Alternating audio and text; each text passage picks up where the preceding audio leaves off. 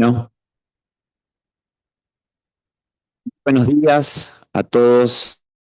Vamos a iniciar esta segunda jornada del Foro Nacional en Gestión y Educación en Universidades que nos convoca en esta oportunidad, en una actividad muy particular que hemos planteado, una mesa redonda que nos va a invitar a discutir y a intercambiar miradas en torno a la acción climática. Eh, Quiero presentarles o anticiparles brevemente y a medida que vayan tomando la palabra, presentarlos en más detalle, pero en esta oportunidad nos van a estar acompañando la doctora Laura Dawidowski, que nos acompaña en forma el doctor arquitecto Gerardo Guadel, que me acompaña acá presencialmente al lado de la mesa, licenciada Antonella Rizzo y la licenciada Jessica Wasilewicz, que van a ser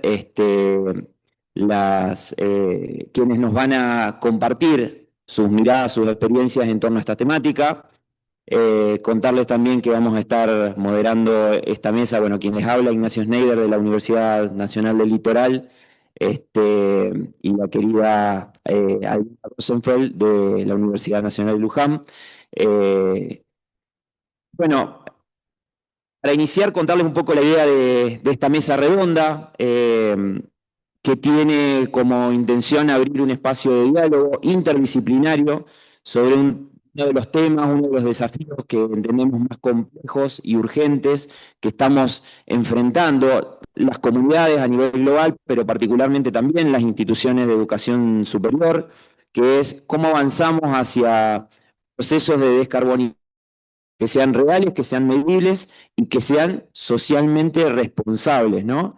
Estamos en un contexto global que está atravesado por la crisis climática y las universidades tienen responsabilidad doble en ese sentido, producir conocimiento científico, formar profesionales capaces de liderar transformaciones necesarias hacia modelos sostenibles, pero también, por supuesto, en ese contexto como instituciones, revisar nuestros procedimientos, nuestras prácticas institucionales, su infraestructura, sus sistemas de gestión, sus impactos ambientales. Hemos hablado en la primera mesa, en la primera jornada, respecto, y es la temática del foro, ¿no? Cómo pasamos de las ideas y de las iniciativas a la acción, cómo transformamos estas iniciativas en modelos de gobernanza sostenible. Bueno, un poco el desafío de esta mesa es pensar cómo abordamos la gobernanza climática desde sus distintos enfoques.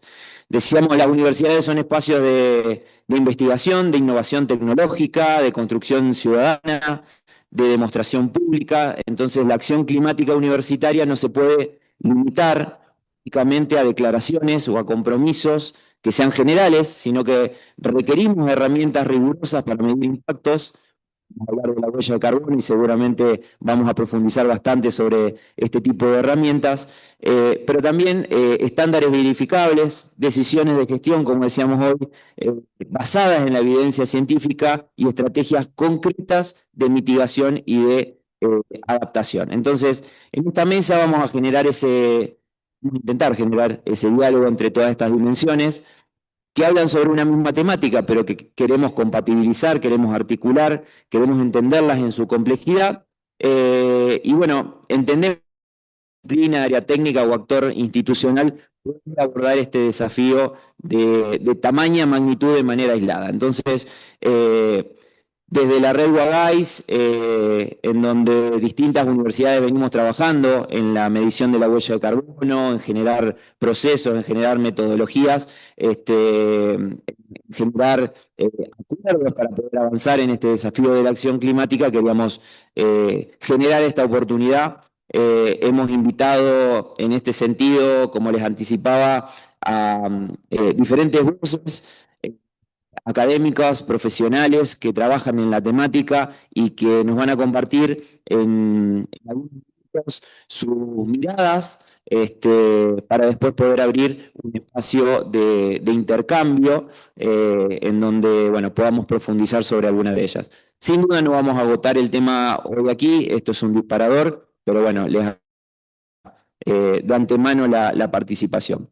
Quien primero nos va a compartir sus reflexiones es la doctora Laura Dawidowski, que es profesora de la Escuela de Hábitat y Sostenibilidad de la Universidad Nacional de San Martín, investigadora de la CENEA. Actualmente, por un lado, forma parte del panel intergubernamental sobre el cambio climático, el IPCC, como parte del Task Force del grupo a cargo de la confección de metodologías de estimación de emisiones, pero también forma parte del grupo de expertos de la Convención Marco de Naciones Unidas a cargo de la revisión de los reportes que los países confeccionan en el marco del Acuerdo de París. Su trayectoria entonces combina investigación científica, monitoreo ambiental, construcción de información climática robusta, una dimensión clave para que las universidades puedan avanzar en estas estrategias de descarbonización con criterios de transparencia.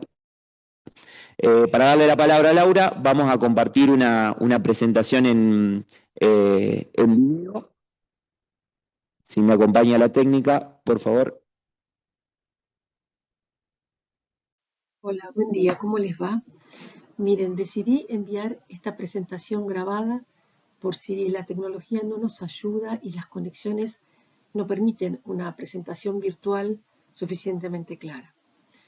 Bueno, entonces lo que les voy a presentar es un breve recorrido sobre cómo se fueron construyendo las metodologías de cuantificación de emisiones y cómo esa lógica que fue inicialmente desarrollada para inventarios nacionales y acuerdos internacionales terminó extendiéndose hacia organizaciones y universidades. Empecemos diciendo que el problema del cambio climático tiene dos escalas temporales bien diferentes. Por un lado, está el calentamiento acelerado que presentan los registros de temperatura de las últimas décadas y por el otro los registros paleoclimáticos que muestran la clara correlación entre temperaturas y concentraciones atmosféricas. Esto muestra que la relación entre clima y gases de efecto invernadero no es una observación reciente, sino que es una característica propia del sistema climático terrestre. El desafío, yo diría, de los últimos 30 años fue que además de observar que la temperatura aumentaba, era necesario construir evidencia científica robusta que permitiera vincular ese calentamiento con actividades humanas, particularmente con las emisiones de gases de efecto invernadero. A partir de esto, entonces, surge la necesidad de construir una gobernanza climática internacional que responda a la cuestión de cómo cuantificar las emisiones con un enfoque que incluya, por un lado, todos los países que son diferentes, que tienen diferentes características, pero a su vez con sectores que tienen problemáticas muy diferentes, como por ejemplo el consumo de combustibles para usos energéticos y la deforestación, que son esquemas de estimación totalmente diferentes. Una vez reconocido el cambio climático como un problema global, apareció rápidamente otro problema, que era cómo cuantificar emisiones muy diferentes entre sí. Porque los gases de efecto invernadero no tienen el mismo comportamiento en la atmósfera. Algunos permanecen más tiempo, otros menos, y todos contribuyen de manera diferente al calentamiento global. Entonces, lo que fue necesario construir fue una métrica común que permita comparar emisiones provenientes de diferentes compuestos.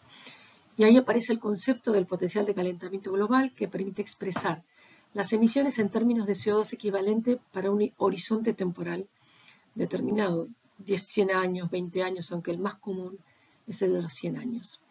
Y aunque esto les pueda parecer un detalle muy técnico, en realidad fue una condición fundamental para lograr una gobernanza climática internacional, porque recién cuando las emisiones pudieron expresarse utilizando una unidad común, comenzaron a ser comparables las emisiones entre países, sectores o lo que nos ocupa acá, que son las organizaciones. Frente a la necesidad de cuantificar las emisiones, comenzó a construirse también una arquitectura internacional para coordinar la acción climática. En el 88 se crea el Panel Intergubernamental de Cambio Climático, encargado de evaluar la evidencia científica y desarrollar metodologías comunes. En el 92 se adopta la Convención Marco de Naciones Unidas del Cambio Climático, que establece el marco institucional de las negociaciones internacionales. Luego el Protocolo de Kioto introduce por primera vez metas cuantificadas de reducción de emisiones, y es ahí donde la cuantificación pasa a ser central. Ya no alcanza con reconocer el problema, ahora hay que reportar emisiones, compararlas y verificarlas. Finalmente, el Acuerdo de París amplía la participación a todo el resto de los países, no solamente a los países desarrollados como se hacía en Kioto, y en París se fortalecen los mecanismos internacionales de transparencia. Pero junto con toda esta dimensión política empezó a construirse también una infraestructura técnica internacional, inventario, sistemas de monitoreo, metodologías de reporte, verificación y reglas comunes de transparencia. Esto se consolida recientemente en el marco de transparencia reforzado, que establece modalidades comunes de reporte y revisión técnica internacional por parte de los países. Es decir, la gobernanza climática internacional no funciona solamente sobre compromisos políticos, sino también sobre sistemas técnicos de cuantificación, reporte y revisión. Como ya dijimos, el IPCC se crea para evaluar periódicamente la evidencia científica sobre cambio climático. Su trabajo se organiza en 3 grupos: las bases físicas, el sistema, los impactos y la adaptación, y las cuestiones vinculadas a la mitigación, pero además existe un componente particularmente importante para la gobernanza climática, que es lo que se llama TFI, que es el que desarrolla las metodologías que utilizan los países para estimar y reportar sus emisiones de gases de efecto invernadero.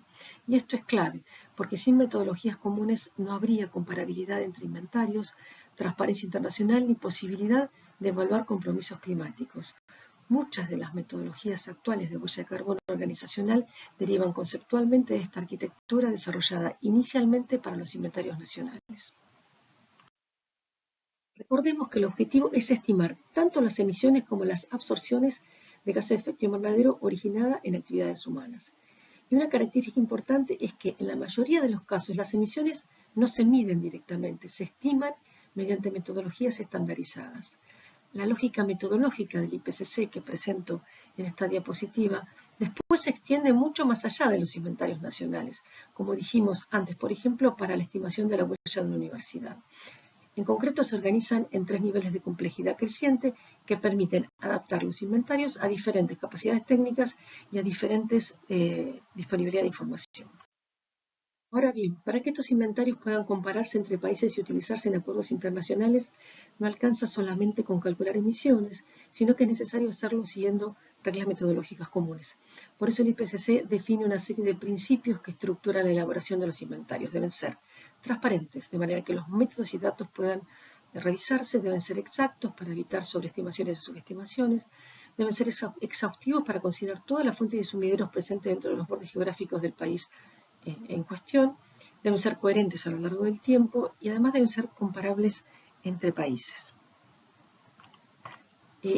Los primeros 4 conceptos forman parte de la estructura establecida para estimar la huella de carbono, pero la principal diferencia metodológica con las huellas, con los protocolos establecidos para huellas de entidades, proyectos o productos, es que el inventario en este caso debe estar construido de manera que contenga información que resulte relevante para la toma de decisiones. Ahora vamos a hablar del protocolo de Kioto, porque representa un punto de inflexión muy importante en la evolución de la gobernanza climática. Hasta ese momento los inventarios eran fundamentalmente una herramienta de reporte y transparencia internacional, pero cuando aparece Kioto, la cuantificación deja de ser solamente científica y pasa a convertirse en una herramienta de gobernanza.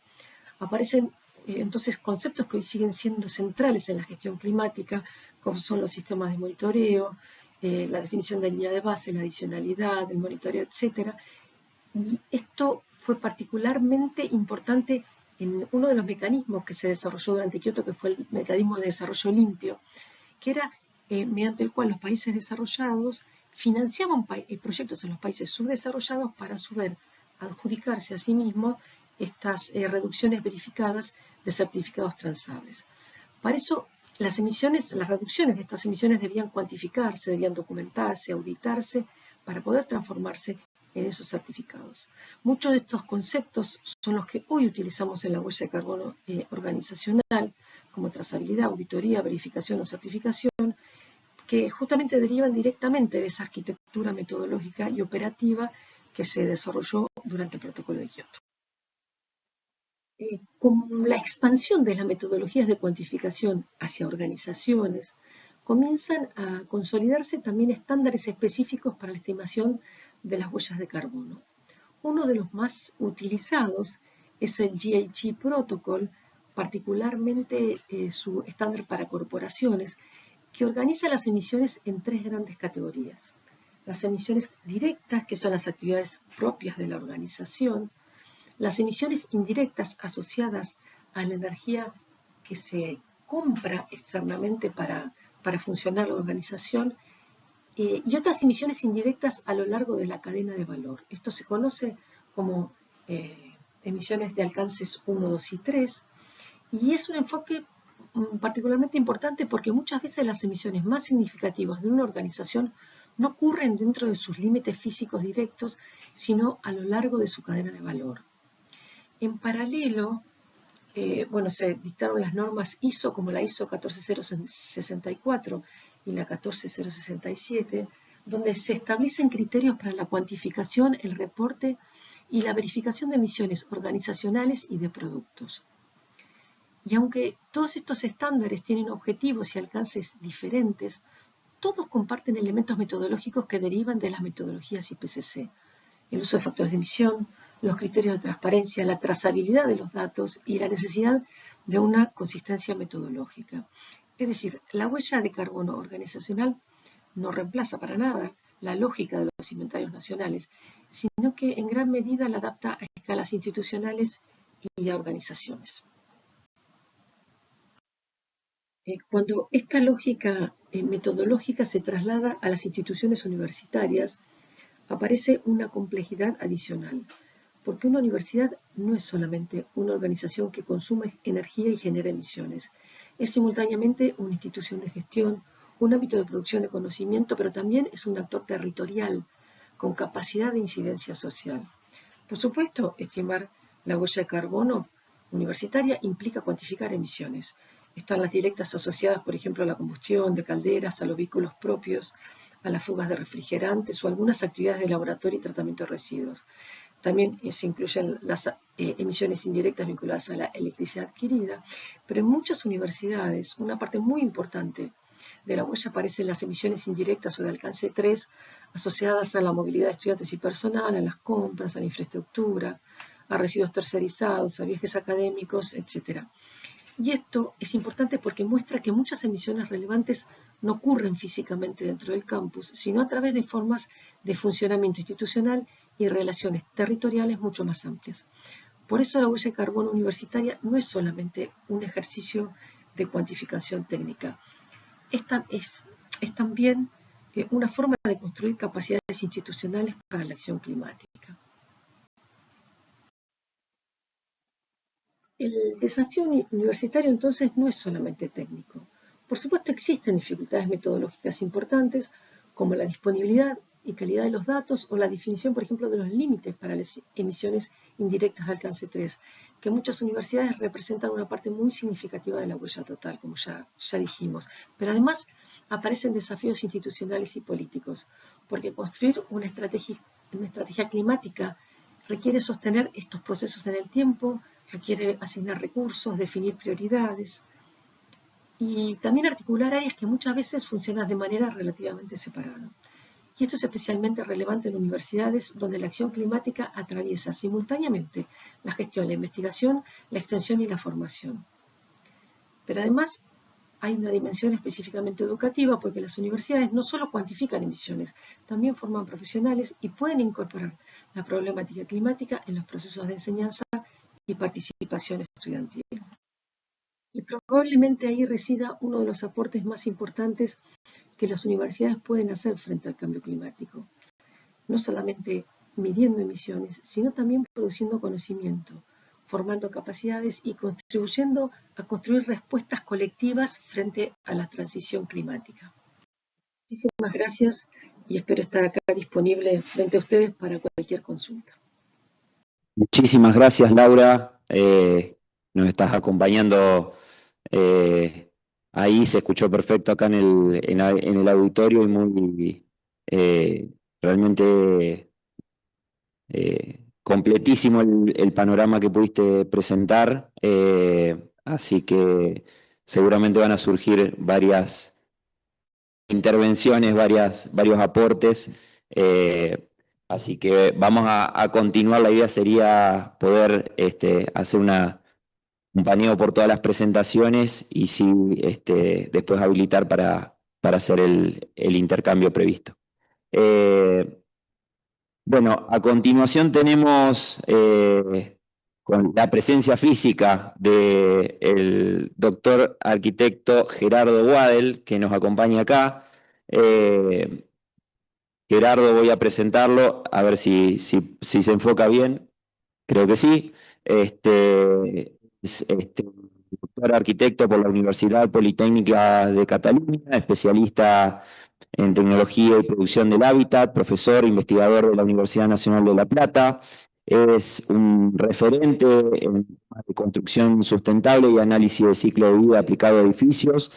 Desarrolló y profesional tanto en Argentina como en España, integrando iniciativas vinculadas a evaluación ambiental edilicia, eficiencia energética, certificación de edificios sostenibles, así que su trabajo aborda especialmente el edilicio como sistemas ambientales complejos y la necesidad de transformar el sector de la construcción, digamos, frente a la emergencia climática. Obviamente, los grandes desafíos que tenemos las instituciones universitarias en ese sentido. Hemos hablado en la jornada de ayer de lo complejo que son nuestras instituciones universitarias, extensas en territorio, con diferentes particularidades, con edificios centenarios, con edificios nuevos, con edificios con diferentes usos.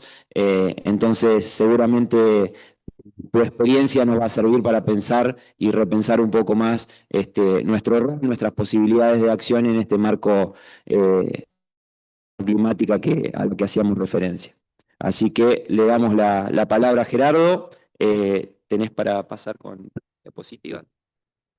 Perfecto, muchas gracias. Vamos a recolocar la cámara, creo que se ha ido Sí, está un poco de posición. la comida, pero Gracias Ignacio por la ayuda. Quería comenzar agradeciendo, por supuesto, al foro, UAGAIS, a la organización, a la Universidad Nacional de San Luis, que nos recibe en su casa y nos da este magnífico marco para la realización de esta mesa redonda y de todas las actividades del foro. A Ignacio, por supuesto, que ha sido quien más ha colaborado, bueno, me ha ayudado a poder organizar lo que tenía que traer para el día de hoy y estar presente aquí. Y por supuesto, muchas gracias también a todas las personas conectadas en este momento a través de la sesión en línea y por las presentes que dan este calor y esta acogida tan necesaria para poder hacer actos como este. Quería recordar que hoy, 15 de mayo, es un día importante para la universidad pública, es el día de las y de los docentes, investigadores, extensionistas universitarios.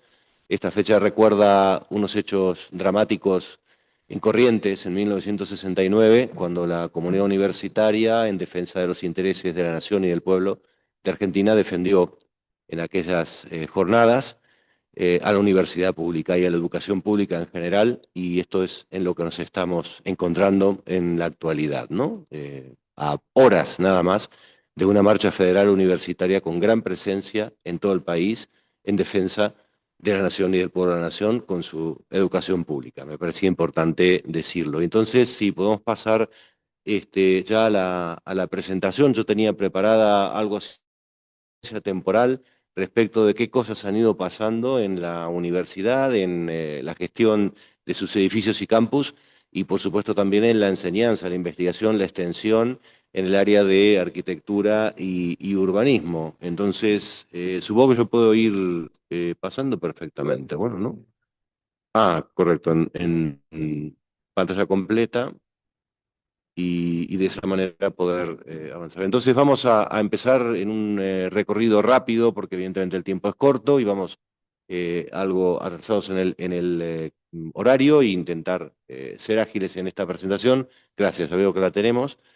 Comentando un primer, digamos, creo que voy al revés, ahora sí, un primer recorrido acerca de qué son los impactos o cuáles son los impactos ambientales del ciclo de vida de un edificio, entendiendo que si bien nos formamos en arquitectura, en proyecto y construcción, hay que tener en cuenta que lo que tenemos delante es un objeto habitable y transformable a lo largo del tiempo que se hace para muchos años y que tiene un ciclo de vida que pasa por producción de materiales, por el proceso constructivo, el uso del edificio, la rehabilitación, el cambio, la actualización, la ampliación o finalmente lo que puede ser la, ojalá que no derribo, sino desconstrucción para el aprovechamiento de sus recursos. Y en ese sentido es interesante citar este primer estudio que ya tiene unos años en el cual una escuela de arquitectura se tenía que ampliar y la pregunta era cómo hacerlo desde el punto de vista de aplicación estricta de parámetros de sustentabilidad. Y entonces comenzamos por estudiar el impacto de los de los materiales de construcción invertidos en el edificio existente y en cuáles podían ser en la ampliación de ese edificio, ¿no? Y entonces podíamos ver que eso en términos de una representaba unas 150 toneladas de dióxido de carbono al año. Pero claro, siguiendo con la evolución de lo que ocurre en fase operativa del edificio, vemos que rápidamente en el término temporal de los años tenidos en cuenta, que creo en este estudio eran sobre los 35 años, si no recuerdo mal, estábamos doblando ya esa cantidad y situándonos sobre los 370 toneladas de dióxido de carbono al año, con lo cual el director de la escuela que nos preguntaba, bueno, ¿y cómo amplío? ¿Cuáles serían las pautas, las orientaciones, los requisitos a autoimponernos para hacerlo de la manera que más pudiera reducir gasto de energía, emisiones de dióxido de carbono, efecto invernadero, gases de efecto invernadero? Decir, bueno, mire, es muy importante la cuestión de los materiales, pero sobre todo el diseño del edificio para que luego requiera poca energía para funcionar.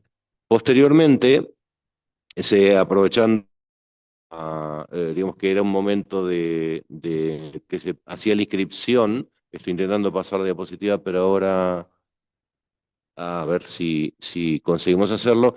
Se aprovechó el momento de la inscripción para hacer un censo docente, estudiantil, personal de administración y servicios, y de esa manera poder conocer cuáles serán los impactos de la movilidad asociada al uso de ese edificio de enseñanza de la arquitectura, ¿no? Y entonces, bueno, aún no puedo pasar, no sé qué es lo que está ocurriendo, pero se los cuento rápidamente.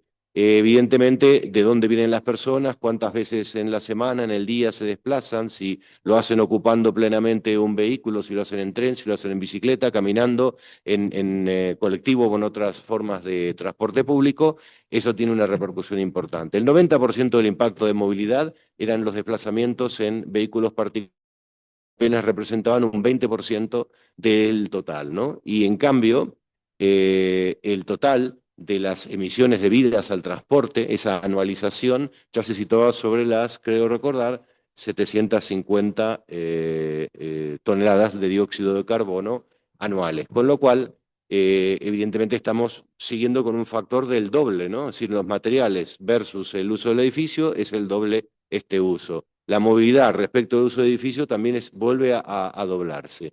Y finalmente el estudio concluye con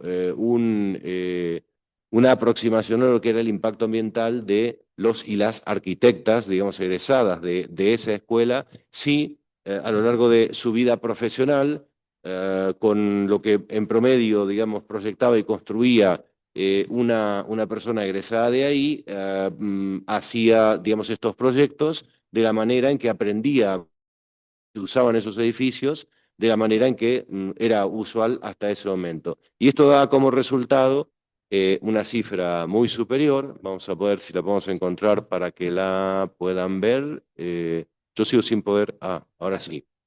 Ah, pero no es lo que estamos viendo en... Lo que compartimos es lo que vemos en pantalla de la... Entonces volvemos aquí, ¿no? Entonces nos situamos en los 2.250.000 toneladas de dióxido de carbono por año, con lo cual el transporte había quedado relegado a una cifra muy menor, el uso aún muy menor y los materiales aún menos, ¿no? Pero claro, la cuestión que interesaba resaltar es que de poco sirve actuar sobre la edificación en su conjunto, sobre el campus, sobre las infraestructuras, sobre todo el soporte físico de donde digamos, hay enseñanza, hay investigación y hay extensión universitaria si no tenemos en cuenta cómo nos formamos y cuáles son esos objetivos ambientales que ponemos dentro de la currícula, dentro del plan de estudio y por supuesto también a los cuales nos comprometemos en el ejercicio de la profesión, no solamente mientras estamos, digamos, en la institución de la universidad. Lo otro se volvía anecdótico. Esto quiere decir que hay que no estudiar los edificios y hacerlos menos consumidores y hacerlos digamos, más resilientes respecto a los cambios que vienen, que estamos ya experimentando y vendrán en el futuro, climáticos, seguramente no, pero sobre todo, director de la escuela, en aquel momento la conclusión central es toquemos el plan de estudio, toquemos cómo abordamos los contenidos de una carrera como arquitectura, cómo involucramos a las personas, cómo hacemos de esto una cuestión común, sentida, y un lenguaje, digamos, que sea compartido por todos los integrantes de la comunidad de la universidad, ¿no? Bien, entonces ahora que, bueno, veo que vamos coordinados entre la computadora que tenemos en la mesa y lo que se ve, lo que ve el auditorio, hacemos foco en eso, ¿no? Es decir, hay en el ciclo de vida de los edificios dos partes muy importantes que es producir los materiales, que es muy costoso energéticamente y por lo tanto también en emisiones, ¿no? de calentamiento global, de efecto invernadero, y la fase del uso del edificio, sobre todo si este edificio es poco eficiente. Y entonces vamos a un segundo recorrido ya más reciente del desarrollo de un edificio, es el Instituto de Ciencias y Tecnologías Ambientales, es en Barcelona, en Bellaterra, cerca de Barcelona, donde, digamos, desde el inicio, el concurso, la licitación, los pliegos que producía la propia universidad para convocar un concurso de proyectos y posteriormente contratar la construcción de este edificio, tenían requisitos de los aprendizajes anteriores muy estrictos. Vamos a contar impactos de materiales, vamos a el uso del edificio. La movilidad evidentemente estaba muy asociada a la localización del campus, que afortunadamente tiene transporte público tanto digamos, en colectivos como en trenes, pero también tiene uso de vehículos particulares. Y había la intención de poder, digamos, este edificio que ustedes están viendo en pantalla ahora en planta y en corte, que es una extensión del campus, digamos, hacia donde todavía había terreno disponible para poder construir, se produce rápidamente un planteamiento que es, bueno, ¿qué pasa si yo tomo solamente el edificio en sí mismo o este edificio extiende sus brazos, considera el entorno y comienza a vincularse también con otros edificios que tiene cerca, espacios abiertos, superficies, por ejemplo, de captación solar, de energía solar, quiero decir, o de captación de aguas de lluvia, y de esta manera llamábamos lo que decíamos la propuesta base, si solo actuamos dentro del edificio, la propuesta plus, si también podemos tomar otros edificios. Rápido, administrativas burocráticas nos situaron en poder actuar solamente en el edificio, porque como ustedes se pueden imaginar, y ocurre en cualquier universidad, el instituto de no sé qué cosa, el rectorado de tal, la facultad de no sé cuántos, las cátedras de no sé qué cosa, hicieron muy difícil ese poder abordar un trabajo, digamos, más colectivo, comunitario, colaborativo, que extendiera digamos, la actuación a un impacto positivo, digamos, aún mayor. Pero bueno, el edificio básicamente se trabaja con materiales que son de muy larga uso en una gran estructura que admiten modificaciones. Las modificaciones que serían fachadas, los sistemas de distribución de espacios interiores están resueltos con materiales de origen biosférico, es decir, con la madera y con los que tienen renovabilidad gracias a la biosfera y entonces reducen mucho el consumo de energía y también, por supuesto, las emisiones de efecto invernadero y al mismo tiempo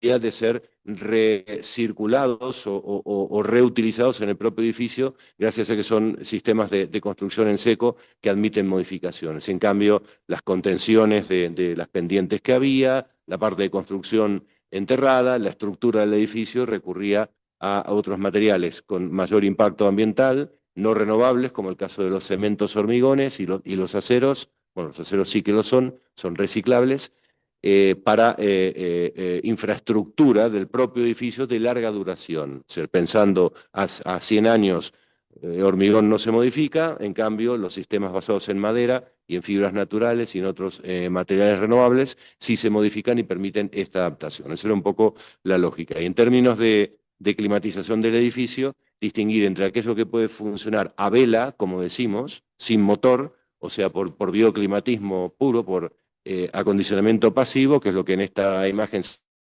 verde más claro, el verde más oscuro es un clima flexible, adaptable, que puede ser el del aula, el del despacho, y el verde más agrilizado son condiciones más estrictas, que son laboratorios que este edificio tenía.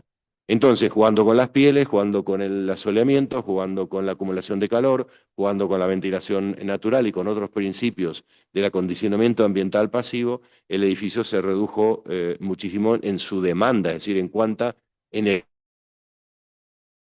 tipo iba a requerir, ¿no? En coherencia con otros principios que estábamos comentando.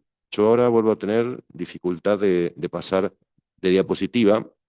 Creo que la que venían, sí, a continuación es esta, que es el balance final, ¿no? Un edificio construido cumpliendo la normativa y al uso habitual, es la barra que ustedes ven a la izquierda, ¿no? Estos son los distintos usos energéticos que tiene, con refrigeración, iluminación ofimática, etcétera, etcétera, y cuánto se puede reducir ese ahorro como producto de este trabajo que arrancaba, como digo, en los requisitos de un pliego de un concurso, ¿no? Y termina en un proyecto ejecutivo, en la construcción de un edificio y posteriormente en guías y protocolos y sistemas de monitorización de los consumos del edificio.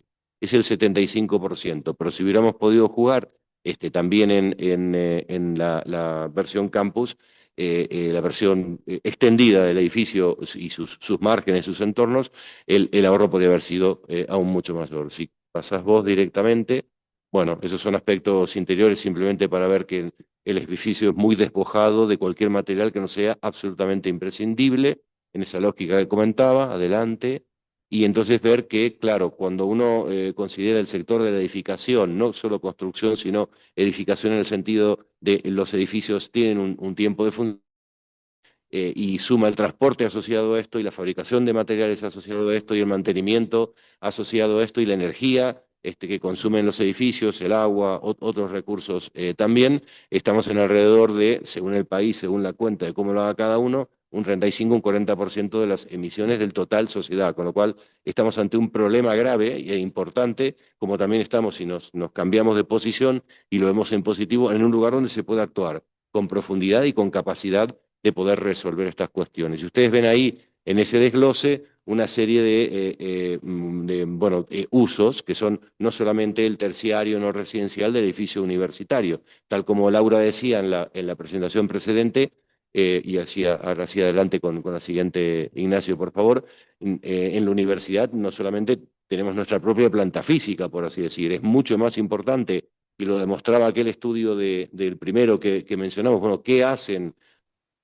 Se gradúan en la universidad en su actividad, que hace la universidad cuando contacta, ¿no? Con todos los actores que tiene y las entidades que tiene en el desarrollo de sus actividades, tiene la posibilidad de incidir muchísimo más que en su propia planta física, que la tendría que tener súper ajustada y tendría que ser un ejemplo, digamos, de lo que hay que hacer, ¿no? Entonces, estas son las últimas dos imágenes, son dos concursos del Solar Decathlon, que es una competencia mundial, versión Latinoamérica y Caribe, 2015 y 2019, adelante con la que sigue, y son las propuestas de Uruguay, la Casa Uruguaya que ganó la de 2015, y la Javeriana de Cali con universidades de Brasil también, que con la Casa Minga ganó la de 2019. ¿Qué es esto? Es una reinterpretación de cómo nos situamos en la ciudad, aumentando densidades, reduciendo transportes, acercando las soluciones habitacionales al centro de las ciudades para entornos específicos. En el caso de Uruguay es una vivienda que aumenta densidades y también cantidad de personas que pueden utilizarla, en ese sentido, construida en madera, es decir, ya deja de lado esos aceros, esos cementos, esos aluminios que conformaban esa gran parte del impacto ambiental de los materiales de edificación.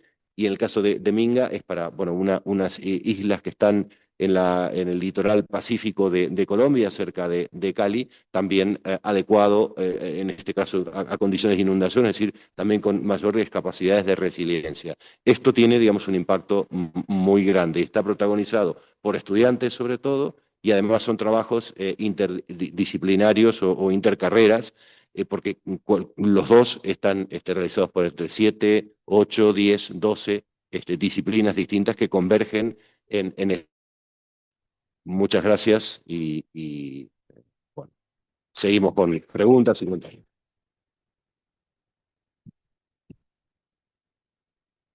Muchísimas gracias, Gerardo. La verdad que me quedo con estas reflexiones que hacías en relación al gráfico de eh, lo complejo y lo preocupante que puede ser si uno analiza, digamos, el impacto de las emisiones, pero también con esa mirada positiva de la oportunidad que tenemos para repensar, en este caso, a partir de repensar las formas, digamos, en las que construimos, los sistemas constructivos y demás, pero bueno, tenemos el ámbito de las universidades eh, para poder accionar y para poder impulsar ese tipo. Vamos a darle paso ahora a Jessica Wasilewicz, que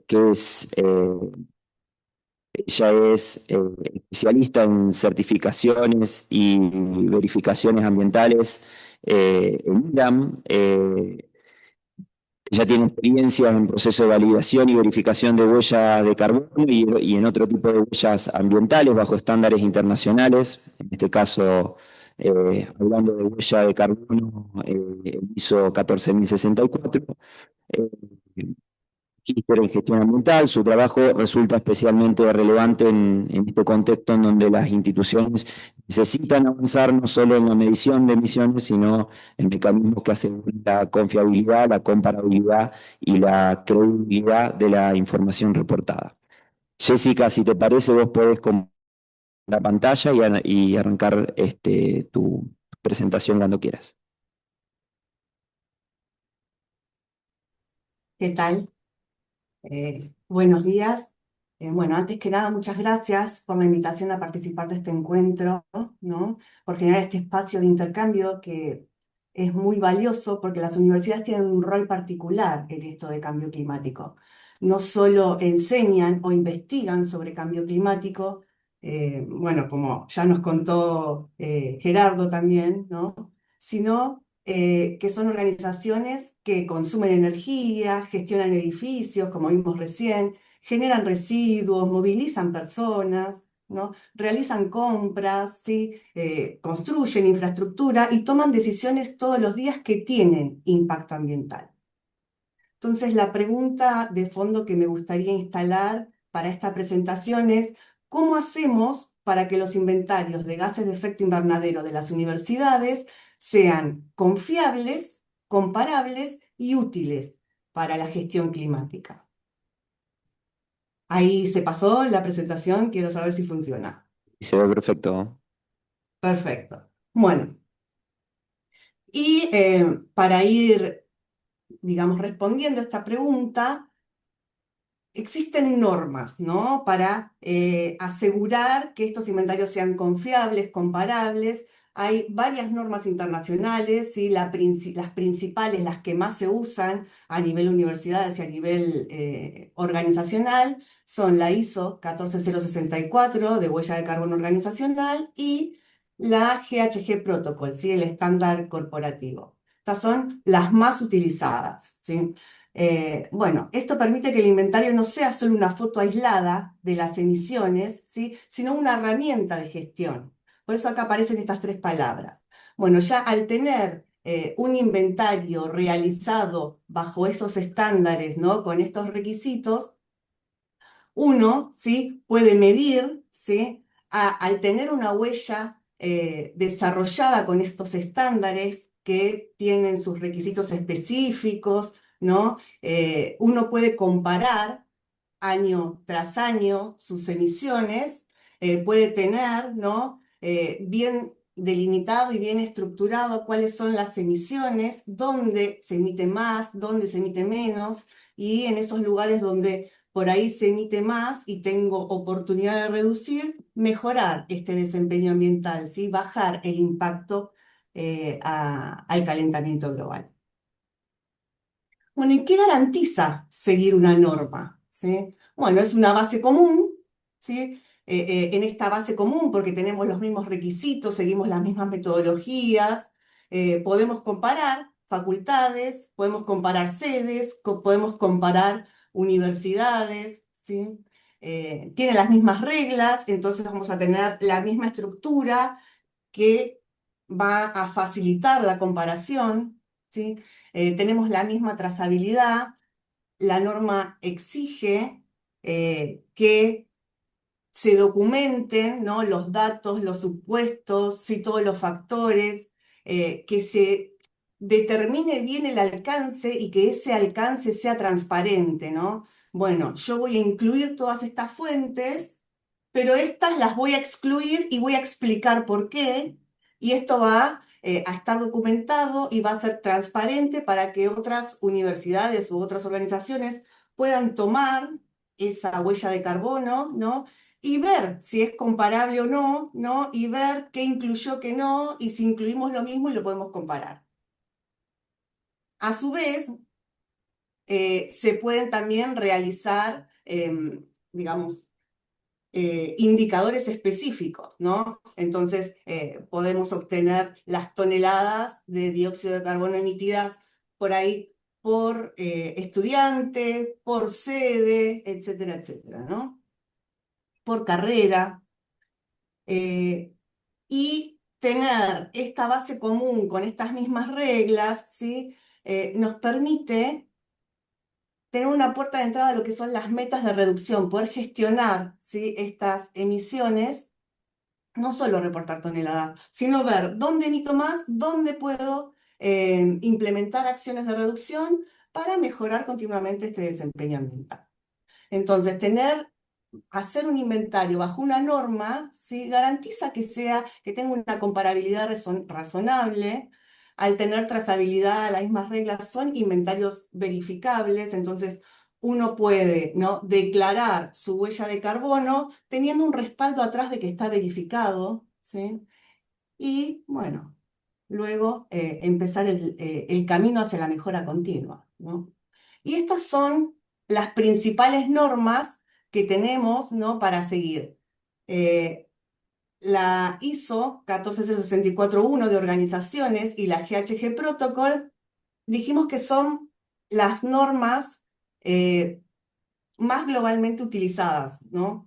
Y hay una muy buena noticia que en septiembre del año pasado, ISO y GHG Protocol comunicaron que iban a desarrollar una norma conjunta.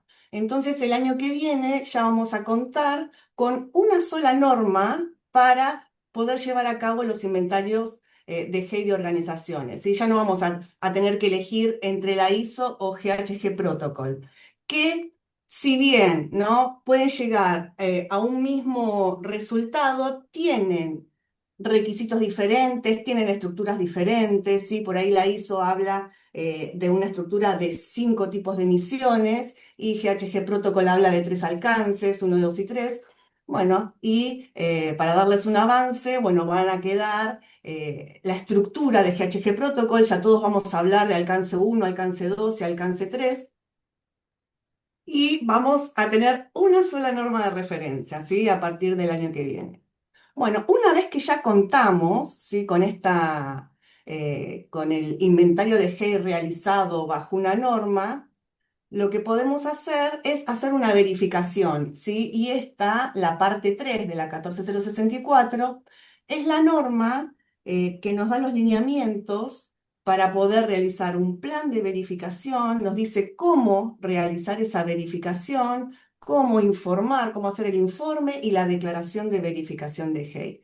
Esto es muy importante a la hora de querer declarar nuestras emisiones, ¿sí? A la hora de querer, por ejemplo, decir que somos carbono neutro, a la hora de querer decir que hemos reducido nuestra huella de carbono, ¿sí? Es muy importante tener un respaldo atrás de que una tercera parte independiente ha verificado esos datos, entonces a una organización le da total confianza, ¿no?, de que está declarando algo verificado y que es correcto, ¿sí? Porque una verificación, el fin de una verificación es asegurar que los datos sean correctos, asegurar que el número, que el inventario sea correcto. Otra de las normas que se publicó hace poco, a fines del 23, es la norma de carbono neutralidad, ¿sí? Esta ISO 14068. Esta norma brinda lineamientos para establecer objetivos a corto plazo, mediano plazo, largo plazo y poder desarrollar una ruta hacia la carbono neutralidad, ¿sí? Y bueno, esta norma también es verificable en el caso de que la quieran implementar, se puede verificar y uno puede declararse universidad carbono neutra, ¿sí? Hay otra norma que está en estudio, que todavía no salió, que es la Net Zero para organizaciones, que va a salir en el 2027, el año que viene. Que ahora, un poquito más adelante, vamos a hablar cuál es la diferencia, ¿sí? Entre la carbono neutralidad y el Net Zero. Entonces, bueno, estas normas, ¿sí?, nos sirven para medir, reportar. Al seguir un estándar, ¿sí?, al seguir estos mismos requisitos, vamos a poder hacer comparaciones, ¿sí? También tenemos normas que nos guían en cómo hacer estas verificaciones. Esta norma sirve tanto para hacer verificaciones internas, ¿sí?, como para una verificación de una tercera parte, hecho por un organismo, ¿no?, de validación y verificación. Y una vez que tenemos nuestro inventario definido, desarrollado, realizado, podemos, ¿sí?, guiarnos con estas normas de carbono neutralidad o más adelante con la Net Zero para mejorar, ¿sí?, nuestro desempeño ambiental, para bajar el impacto al calentamiento global. Bueno, y acá un poquito habló Laura, ¿no? Y esto es un poquito qué hacen las normas, ¿no? Ordenan el inventario. ¿Por qué? Porque primero, ¿sí?, hay que establecer bien los límites. ¿Hasta dónde yo quiero llegar con mi inventario?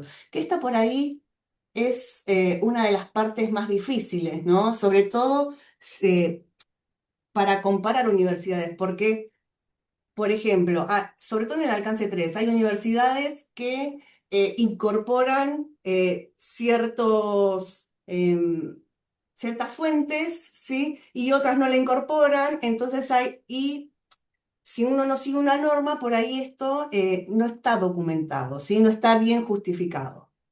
Entonces, bueno, es importante establecer los límites, cuáles son las fuentes que voy a incluir, cuáles voy a excluir, y si las excluyo, que esté adecuadamente justificado, ¿no?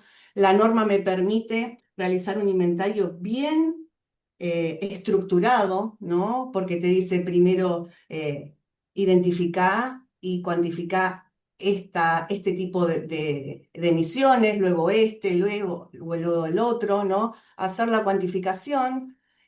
También da los requisitos de cómo hacer un informe de inventario de GEI, ¿no? Y habla un poquito acerca de las verificaciones. Y paso un poquito rápido, porque esto ya estuvo hablando Laura de cuáles son los principios. Los principios de las normas son prácticamente los mismos que los que dijo Laura, ¿sí?, en cuanto a la metodología del IPCC. Bueno, estos principios nos ayudan mucho a tomar decisiones, ¿no? Son el principio de pertinencia y relevancia, ¿sí? Que, por ejemplo, tenemos un problema, ¿no? No sabemos qué factor de emisión utilizar porque tenemos 2 o 3. Entonces, con este principio de pertinencia, ¿sí?, nosotros podemos, y de relevancia, determinar cuál de esos principios utilizar, ¿no? Por ejemplo, les voy a decir un ejemplo, ¿no?, muy exagerado para que se entienda. Tengo el factor de emisión de energía eléctrica del Reino Unido y el factor de emisión de energía eléctrica de Argentina, ¿sí? Por supuesto tengo que usar el de Argentina porque no tiene nada que ver la red eléctrica argentina con la red eléctrica del Reino Unido, ¿no? Otras cuestiones, relevancia en cuanto al tipo, ¿no?, o a la fuente que voy a incluir, etcétera. El tema de integridad, ¿sí? Incluir todas las fuentes que estén dentro del límite, ¿sí? que yo establecí, dentro del alcance que establecí. Tengo que incluirlas a todas. Y en el caso de que alguna no la incluya, tengo que justificarlo. ¿Sí? Después está el tema de consistencia, coherencia. Esto es para poder comparar inventarios. Entonces, cuando yo realizo un inventario, tengo que documentar las metodologías, ¿sí? Para siempre seguir la misma metodología de cálculo año tras año, cosa de que pueda ser comparable. Y en el caso, ¿no? de que cambie la metodología, de que encuentre una mejor, de que la calidad, ¿sí? del dato sea mucho mejor, lo que tengo que hacer es, bueno, revisar el procedimiento, ¿no? Digamos, actualizar la metodología y cambiar el año base, ¿no? Volver a recalcular el año base con la metodología actual, cosa de que siempre pueda ser comparable en el tiempo. Y esa es una de las cuestiones importantes de las normas, ¿no? Tema de cumplir con la coherencia, ¿no? De actualizar el año base para poder siempre seguir comparándome y ver si estoy cumpliendo mis objetivos de reducción. Bueno, el tema de transparencia, de divulgar información suficiente, ¿no? De todo lo que yo vaya a declarar tengo un respaldo, sea verificable, y la exactitud, ¿sí? También es otro de los principios que me ayuda a resolver problemas. Si yo tengo un factor de emisión más específico, más exacto que otro, por supuesto que voy a usar el más específico, ¿no? Bueno, un poco ya también estuvieron hablando, ¿no? de inventarios, de todas las cuestiones, de todas las fuentes que puede. Y para comparar entre universidades, está bueno, ¿no? tener en claro cuál es el alcance de cada universidad y acompañarlo con indicadores de intensidad. Sería las emisiones en toneladas de dióxido de carbono equivalente por estudiante, por metro cuadrado, por docente, por presupuesto, cosa de que puedan ir comparándose. Esta es una buena herramienta. Bueno, y el tema de Jessica, la comparación, sí, nos pasamos de eh, tiempo. quedarían unos minutitos para la presentación, Sí. para que puedas organizar. Bueno. Bueno, y el tema con norma y sin norma, ¿no? Sin norma, los límites están implícitos. Por ahí no está bien justificado una fuente. Bueno, Eh, por ahí el límite es toda la universidad. En cambio, con la norma te dice, bueno, es esta sede, esta otra sede, etc. Sin norma hay fuentes omitidas, pero no hay justificación, ¿sí? Con norma se justifican todas las excluidas. Bueno, es una cuestión, ¿no? de sin norma, ¿sí? Por ahí hay cuestiones implícitas que el lector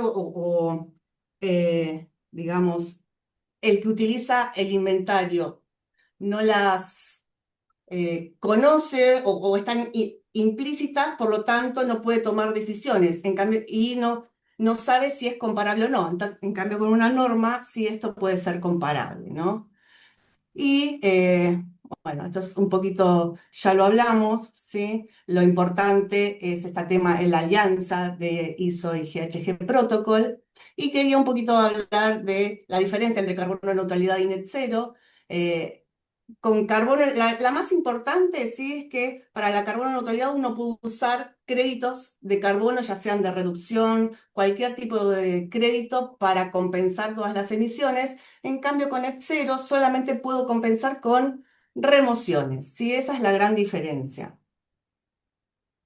Bueno, y otra cosa que les quería comentar es que en IRAM sí tenemos un comité espejo donde participamos del desarrollo de normas de la ISO, ¿no? Entonces es un comité espejo de la ISO donde los invitamos a todos ustedes, a los que quieran participar para el desarrollo de las normas. Actualmente están en desarrollo la norma ISO GHG Protocol y la norma Net Zero de organizaciones. En cualquiera de esas dos cualquiera podría participar para desarrollar esas dos normas. Y bueno, eso es todo. Ahí les dejo un mail por si necesitan alguna aclaración.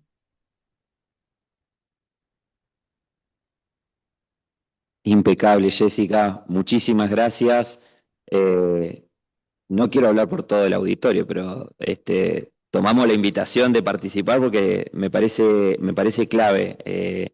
Siempre discutimos con las universidades que forman parte de la red, que entendemos que las instituciones universitarias tienen sus particularidades, estamos trabajando mucho en el cálculo de la huella, siguiendo especialmente la 14064, y que es tan amplia que permite que cualquier organización, digamos, la pueda entender y hacer propio, pero vemos que hay algunas particularidades y que está bueno que las universidades puedan discutirlas, ponerlas sobre la mesa, y en esto de normalizar sobre todo los datos, muchas veces discutíamos, bueno, ¿qué es un estudiante regular? ¿O qué es un estudiante? Cuando hacemos la tonelada de dióxido de carbono por estudiante. Bueno, es un estudiante regular, inscripto, con tantas como hacemos cuando estamos inscriptos a distintas carreras. Bueno, nos pasa con varias situaciones, y me parece súper valiosa todo este trabajo que estás comentando, que está en permanente actualización.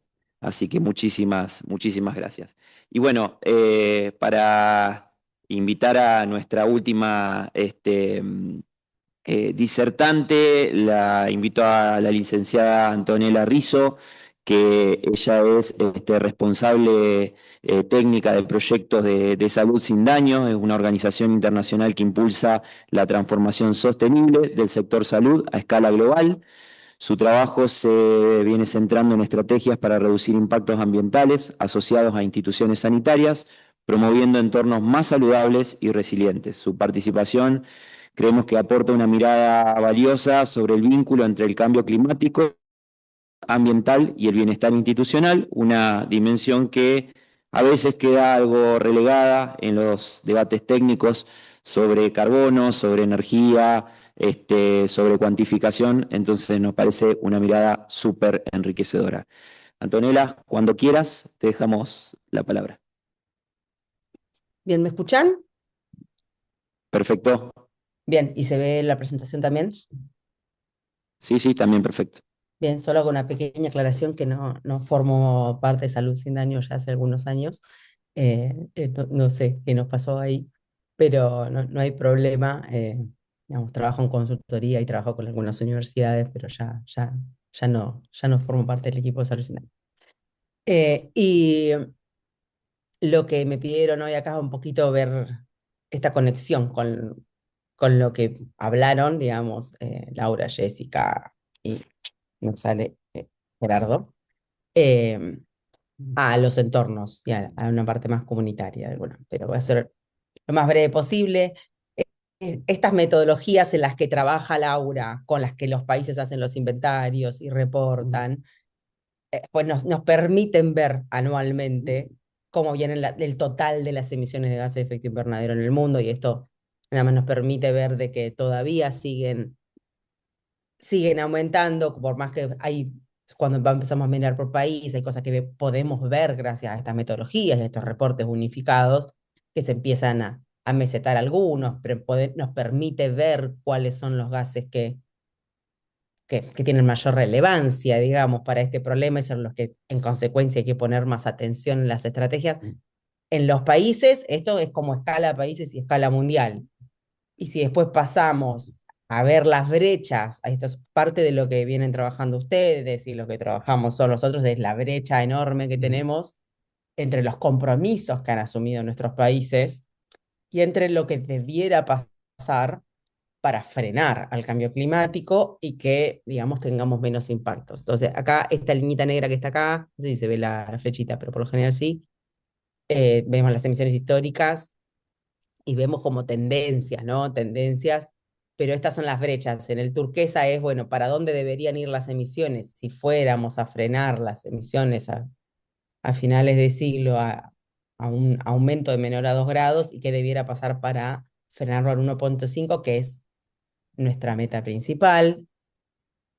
Pero la brecha es enorme al día de hoy. Entonces, después eso nos vamos a meter después. Y ahí acá hay una flechita si alguien después quiere mirar las gráficas. Esto es un reporte anual.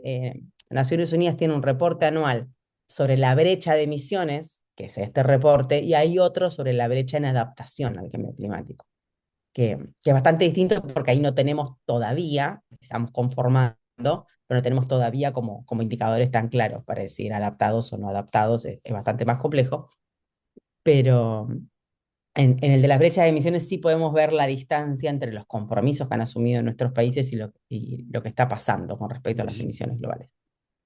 Y esto nada más, justo, o sea, me quedó alineado, digamos, estas mismas metodologías de las que hablaba Laura, al principio hacen que nosotros podamos ver en Argentina y que podamos comparar con otros países el inventario de emisiones de nuestro país. Bueno, nuestro país, según su matriz energética, según su perfil productivo, esto cambia en los países, ¿no?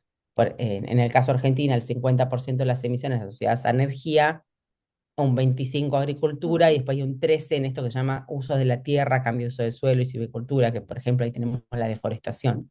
Este es el caso Argentina. Si miramos la de Brasil, vamos a ver que va a estar bastante diferente, en donde agricultura, ganadería y los cambios de la tierra son más grandes todavía. Digamos, según los perfiles de los países, vamos a ver qué es lo que es más relevante, digamos, en un país. Y tenemos una plataforma hace unos años para quien le interese que podemos empezar a meternos un poquito y bucear, y hay una web específica del inventario de Argentina que se basa en estas metodologías en las que trabaja Laura, digamos, y el equipo del IPCC. Hay guías para eso y hay guías, como dice Jessica, pues cuando no es la misma metodología, digamos, para que un país reporte su inventario a Naciones Unidas, que es la metodología que usamos pues en la universidad o en otro establecimiento de salud, en cosas que he trabajado yo con sistemas de salud y estos cálculos de emisiones, usamos esas guías que dice Jessica, digamos, usamos ISO o yo he usado el GHG Protocol, que va a ser buenísimo el año que viene cuando ya quede todo unificado. Y me dejo anotado, Jessica, a ver si sería interesante poder participar en ese desarrollo. Entonces, ¿eso a qué nos lleva? A que hoy este valor no importa, es como más del 40% por lo general, que las emisiones totales deben reducirse para 2030 para que podamos efectivamente frenar este calentamiento global. Y en ese contexto, la adaptación ya no es una opción, sino es urgencia. Y eso ahí, yo estoy trabajando cada vez más en temas de adaptación y participando en procesos en los que, justo un plan con el que trabajo es con el de Antioquia, que es una región de Colombia en donde vamos viendo las dificultades cada vez mayores, digamos, técnicas posibles, o sea, la viabilidad realmente de adaptarse a lo que está pasando. Eso pasa en muchas regiones del mundo, y gracias a los datos y los avances en investigación y los esfuerzos que hay desde universidades y el sector científico en general, y también sociedad civil, vamos aprendiendo cada vez más de esto. Y en esto tenemos distintas cosas que están pasando que están conectadas a cambio climático, como las olas de calor, que hoy por no cuestión de tiempo no nos vamos a meter bueno, en qué es y por qué, pero también hay cuestiones como dengue asociadas a cambio climático o a eventos extremos, algunos eventos extremos en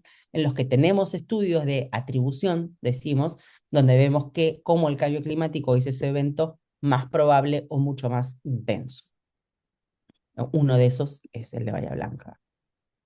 Y ya lo hemos, en este evento no estoy viendo quiénes están en la audiencia, pero ya hemos hablado algunas veces con esta red de universidades en que esto, ¿qué significa? Significa que todos los sectores tienen que cambiar, y me gustó mucho lo que decía Gerardo antes, de claro, ese rol de la universidad, realmente no lo había visto presentado así yo antes, digamos, de cómo la universidad forma a ese arquitecto o arquitecto va a determinar futuras emisiones, digamos, o sea, la base, digamos, que tenga ese profesional va a tener un impacto, por supuesto, durante muchas décadas, digamos, ¿no? El cómo pensamos las nuevas infraestructuras tiene un impacto durante muchas décadas. Yo he trabajado mucho con el sector de la salud, entonces eso lo hablamos siempre, porque salud es uno de los sectores que está todo el tiempo construyendo, es un sector que tiene que crecer, y cómo crece es la discusión. Nosotros tenemos estimaciones en el sector de la salud, digamos, que si no cambias la manera en la que operas y construís, que como bien mostraban los colegas, digamos,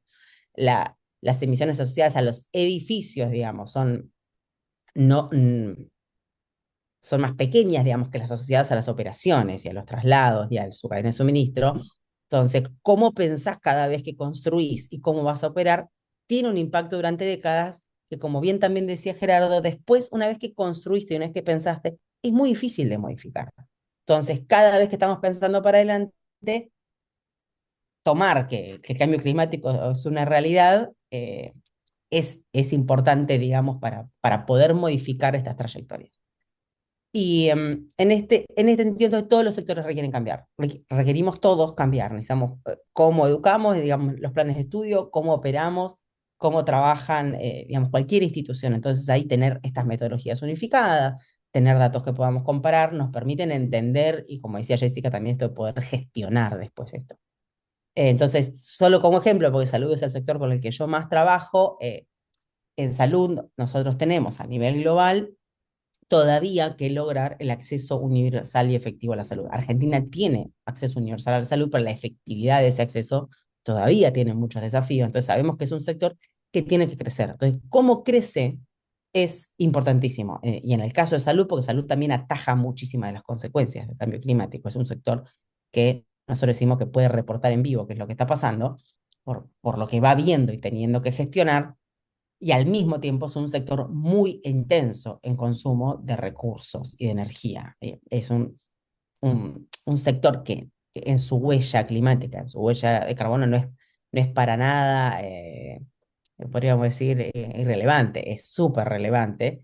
Y de hecho tenemos algunos estudios, por ejemplo, donde me acuerdo un caso de Valdivia, donde del agente contaminante, digamos, más importante de la ciudad era el hospital mismo, el hospital base, digamos. Entonces, todas esas cosas nos generan múltiples desafíos. Argentina, en este sentido, tiene compromisos asumidos que a nivel federal hoy no está cumpliendo, pero sí a nivel subnacional, podríamos decir, de las provincias. Hay muchísimo sucediendo, a mi criterio, muy interesante, tanto como para estimar emisiones. Muy pocas provincias tienen inventarios y tienen estrategias, bueno, de mitigación. Me atrevo a decir que debe ser ninguna la respuesta, porque quizá alguien sepa acá, pero sí estamos empezando un poquito a hacer ese camino, y hay un poquito más de trabajo de adaptación, pero también muy, muy incipiente. Entonces, en esto en Argentina, algo que se publicó el año pasado, que les quería mostrar, que es esto, bueno, estos planes provinciales de respuesta al cambio climático. Esto es una encuesta que hizo una ONG que se llama Sustentabilidad Sin Fronteras el año pasado, y la verdad es que es la primera vez que tenemos un dato así. Esto va evolucionando, pero solamente 3 provincias al año pasado, esto se publicó en septiembre del año pasado, tenían los planes de respuesta convalidados por nación, por esto mismo, de más o menos tener metodologías unificadas. Las provincias hacen sus planes y nación convalida. Entonces, estos planes teníamos solo 3 convalidados, un montón, pueden ver, no presentados. El de Neuquén, que está en naranja, ya debería estar presentado a esta altura. Estaban viendo, yo vivo en San Martín de los Andes, por eso el caso de Neuquén lo tengo. Y Chubut estaba en un proceso de revisión, también son procesos que llevan años, cambian gobiernos, pero en esto estamos empezando a tener estos planes. Y si miran este reporte un poco más, pueden mirar si en estas provincias hay o no hay un grupo de trabajo en el que estén los distintos ministerios. Se llaman comités, pueden tener distintos nombres, distintos países tienen distintas formas también y competencias estos grupos, pero ahí en esto, cuando vemos, bueno, qué capacidad de gestionar estamos en esto, y si están las universidades ahí o no están, y de qué manera, ¿no? Estas son cosas que son interesantes de mirar. Ustedes están en San Luis, acá en esta está entre, sí, los que no. En que presentó, pero que está con aportes. Habría que ver, no sé si alguien sabe de los que están presentes ahí. Y entonces hay una tablita súper interesante ahí para mirar, que te mira si tiene el plan, si tiene inventario. El inventario son solamente las que están verdecitas acá. Les podemos contar 1, 2, 3, 4, 5, 6, 7, 8 de 24 jurisdicciones señalan a 2025 su inventario de emisiones. O sea, que como bien decían antes, o sea, si no tenemos el inventario, no tenemos ni para dónde caminar. O sea, imposible tener una estrategia para reducción de emisiones de la provincia si ni siquiera tenemos un inventario. Entonces, por ahí vamos. Y si tienen ley marco, también muy pocas provincias tienen ley marco de cambio climático. La provincia de Buenos Aires todavía no tiene ley marco. Chubut, que es la provincia en la que yo nací, no tiene ley marco. Acá voy a mirar, San Luis tampoco tenía hasta el año pasado ley marco, que es algo también súper esencial, porque estas leyes después crean el cómo se va a gobernar el asunto y empiezan a... Yo trabajo mucho en generación de capacidades con los países, entonces como decís, necesitamos después quién va a poder trabajar en esto y qué capacidades tenemos y construir capacidades en el Estado y en las universidades para poder gestionar este desafío, que en muchos casos los desafíos que traen no son nuevos, pero sí toman escalas nuevas y tienen conexiones nuevas. Por ejemplo, dengue. Digamos, no es que el dengue no existía en Argentina o en América Latina, que es un problema muy de nuestra región, pero sí toma dimensiones nuevas. Y también, no sé, la malaria aparece en Brasil, en Colombia, en zonas en las que antes no estaba. Está pasando con el antivirus, que se corren como las temporadas de antivirus y empieza a aparecer también en lugares en los que no estaba, digamos, en la Patagonia, digamos, siempre estuvo en algunas regiones, pero empiezan a aparecer relacionados a cambio climático factores que afectan a eso, y si el Estado y nosotros desde la investigación no sabemos mirar, digamos, qué es lo que está afectando, difícilmente podamos tener estrategias que permitan proteger a la población y también ser un poquito más inteligentes para lidiar el problema, ¿no?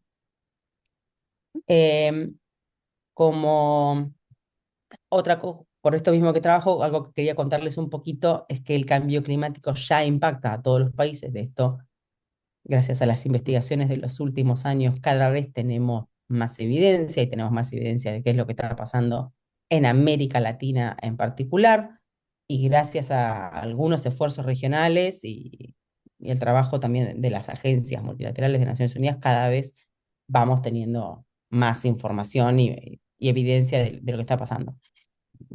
Una de las cosas que miramos, una de las cosas en las que yo trabajo es esto que está acá abajo, que se llama Lancet Countdown en Clima y Salud, que el Lancet es una revista que tiene comisiones de trabajo, y hay una comisión ya hace 10 años que trabaja en cambio climático y salud, y eso hace algunos años, vamos 3 reportes, tiene un capítulo latinoamericano también. Entonces, este esfuerzo, que son un montón de universidades en un montón de países, nos permite ir monitoreando conexiones entre cambio climático y salud. Y una de las cosas que estamos mirando es la vulnerabilidad al calor, cómo se mueve. Es que, digamos, todas estas emisiones de las que estuvimos hablando empiezan a tener impacto ya hace unos cuantos años, pero cada vez tenemos evidencia mayor de qué es lo que está pasando en los países. Y entonces este índice de vulnerabilidad al calor que muestra acá a la izquierda 1990 y después tiene 2019. Entonces nosotros en el Lancet vamos mirando cómo se mueven tendencias. Entonces vas viendo cómo se va volviendo más rojito esta vulnerabilidad al calor, que me gustó de tiempo, no nos vamos a meter cómo se mide, pero sí tiene una metodología. Y hay cosas que también empezamos a mirar, que este es uno que les quería mostrar, porque tenemos unos cuantos indicadores. Este quería mostrar, perdón que está en inglés, pero las pérdidas económicas relacionadas a eventos climáticos extremos y los seguros. Yo vivo en una zona donde los incendios son uno de los temas y yo tengo seguro contra incendio, y lo comparábamos con un amigo en Buenos Aires. Mi seguro vale 5 veces más que el de su casa. Digamos, el riesgo de incendio y de otros eventos extremos, por supuesto, aumenta el riesgo de la casa, en donde el riesgo de mi casa para la aseguradora, yo vivo en el medio del bosque, no es que me roben el televisor, es que se prenda fuego la casa entera. Entonces, eso es muy distinto, y son muy pocos los países que tienen seguros, y menos sería, diría yo, los que estén monitoreando en sus planes de adaptación cuántas de las personas tienen seguro. Y sí, son una de las cosas que medimos, digamos, con temas de adaptación al cambio climático, es el tema de los seguros, sobre todo por las zonas que se van volviendo imposibles de asegurar o muy caras de asegurar. Entonces, acá tenemos, por ejemplo, esto HDI es índices de desarrollo humano. Entonces, en países de índice de desarrollo humano bajo, tenés que todas las pérdidas relacionadas a eventos climáticos extremos no tienen seguro. Nos movemos a la otra esquina, al índice de desarrollo humano alto, muy alto, y vemos que tampoco es que son todas, pero vemos que muchas de las pérdidas relacionadas a eventos climáticos extremos, esto puede ser, estoy pensando, no sé, Brasil el año pasado con la gran inundación, el AVE, creo que fue en la zona de Río Grande do Sul. No sé si saben que hubieron muchas pérdidas en un sector industrial muy grande. O sea, yo me acuerdo de Toyota, digamos, Toyota y Nissan, creo que las dos perdieron tipo plantas enteras. Entonces, esos costos son enormes y probablemente Toyota y Nissan tengan seguros, pero toda la gente que pierde su casa en ciertas zonas, la enorme mayoría no va a tener un seguro que le permita reconstruir su casa. Entonces, estas son algunas de las cosas que nosotros miramos, que ya es como hacer un zoom chiquito, pero que sí creemos en muchos de los espacios en los que estoy, esto que es muy importante empezar a mirar para poder tener alguna posibilidad de desarrollar estrategias que nos permitan bajar la vulnerabilidad de nuestras poblaciones a los que ya es inevitable, digamos. Entonces, y otro que tenemos, quería terminar con este, porque otro de los indicadores que miramos es cuántos artículos científicos empiezan a cubrir cambio climático y salud. Y ahí, la mayoría, esto ya, como que ya lo sabemos, la mayoría viene de países del norte, países más desarrollados, y empieza a haber de a poco investigación en América Latina en ciertos temas. Y la verdad es que justo esta semana estaba mirando, por ejemplo, cobeneficios en salud, o estaba mirando una revisión global de investigaciones de cobeneficios en salud y no habían analizado un solo paper de América Latina, por ejemplo. Y yo pensaba, pero hay poco, pero hay. Entonces, hay ciertas cosas en las que nosotros en la región todavía tenemos que lograr mucha más investigación para tener más claridad de lo que está pasando también y para poder generar las políticas que efectivamente nos permitan desarrollar estrategias efectivas. Eso nos viene pasando bastante y si alguno de ustedes les llega a interesar y mira los planes de las provincias, puede, bueno, ¿qué citan las provincias? ¿Qué estudios tienen? ¿Qué análisis de vulnerabilidad han hecho? ¿Tienen inventario? ¿No tienen inventario? ¿Qué están haciendo para poder desarrollar esos planes? Y nos vamos a encontrar que muchos de esos planes están armados con estimaciones súper gruesas porque no hay datos. Y entonces, pues yo siempre digo, entonces el plan tiene que tener en toda su primera etapa generar datos. Y lo vemos en estrategias de algunos países de América Latina, en donde empiezan a poner indicadores en sus planes, en donde esté llenar esas brechas de datos, y que en los próximos 5 años querés poder desarrollar un indicador, y para eso vas a tener que financiar investigación y demás, ¿no? Esto, entonces, es importante generar estas leyes de cambio climático para que puedan existir los planes y también pueda existir la investigación que esa provincia necesite. Entonces, ¿cómo vinculamos a la descarbonización con estos entornos saludables, que es lo que me pedían a mí? Antonella, perdón, Sí, quedarían el unos último. minutitos Sí, para este es el cerrar. último. Dale. La descarbonización, entonces, esto de bajar las emisiones, esto que decía, medir para poder gestionar y bajar las emisiones, es esencial para quienes trabajan en este tema, para que la adaptación sea posible. Nosotros ya tenemos cierta claridad, podríamos decir, global, de que la adaptación se vuelve muy compleja y en ciertos territorios bastante imposible, en los escenarios a los que estaríamos yendo. Entonces, la descarbonización es esencial para que esta adaptación sea posible. Y esto de poder ir viendo cómo los impactos se aceleran, qué capacidad para adaptarnos tenemos, y que si efectivamente esta adaptación al cambio climático es posible, y si a veces no es que sea imposible técnicamente, ¿no? Pero se vuelve muy costoso o inviable, no sé, en el contexto usual. Estoy pensando en Medellín, que justo estuve trabajando el mes pasado, las ciudades que tienen cerros alrededor se van poblando los cerros, cada vez caen, no es que llueva más, lo que pasa en muchos lugares, que no es que llueva más, pero sí llueve con mucha mayor intensidad, entonces te cae mucha agua en un periodo corto de tiempo. Ha pasado en el norte argentino en estos últimos meses. Entonces la adaptación se vuelve muy compleja. Y también lo último que les quería decir es que esta descarbonización trae a la vez múltiples beneficios. En el desarrollo de los países, y lo estamos viendo en los países que tienen estrategias de descarbonización, cómo eso ayuda al desarrollo, trae beneficios en salud pública montones, eso China es la mayor demostración, que al limpiar sus cielos de carbón, bajan las muertes por contaminación del aire, eso es algo que ya tenemos datos, donde ya empieza a bajar la cantidad millones de muertos que tenemos en el mundo por contaminación del aire en el mundo, con el cambio que está haciendo China. Eh, y esto también está vinculado a esta descarbonización, trae muchos beneficios para todos los países que dependen del petróleo, el carbón, para prender la luz o para que circulen los autos. Toda la inflación que estamos teniendo este año genera en los países que tienen alta dependencia hoy de los combustibles fósiles.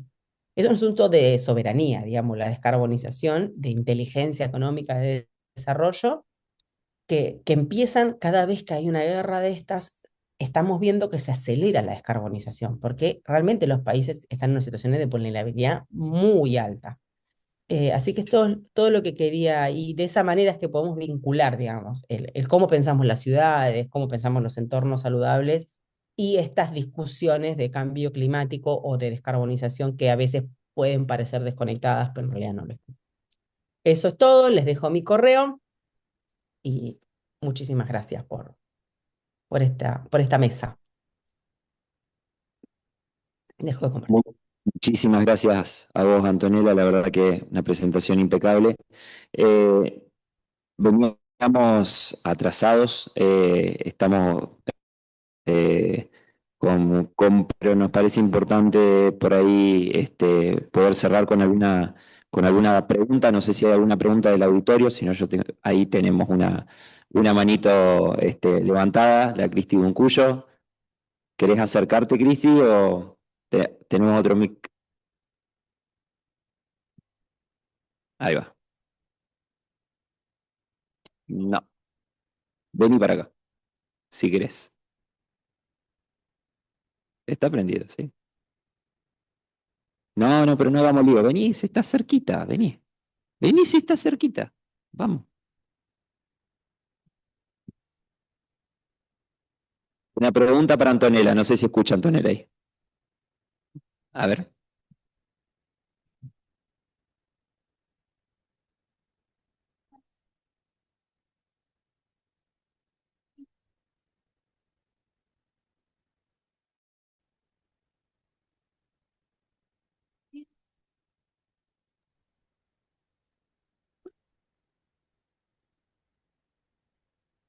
Antonella, no sé si No, escuchaste. nosotros acá no Escuchaste, escuchamos ¿viste? nada, Yo si te necesitamos dije, que Cristi. repitan. Si Sí, querés te traduzco. sí.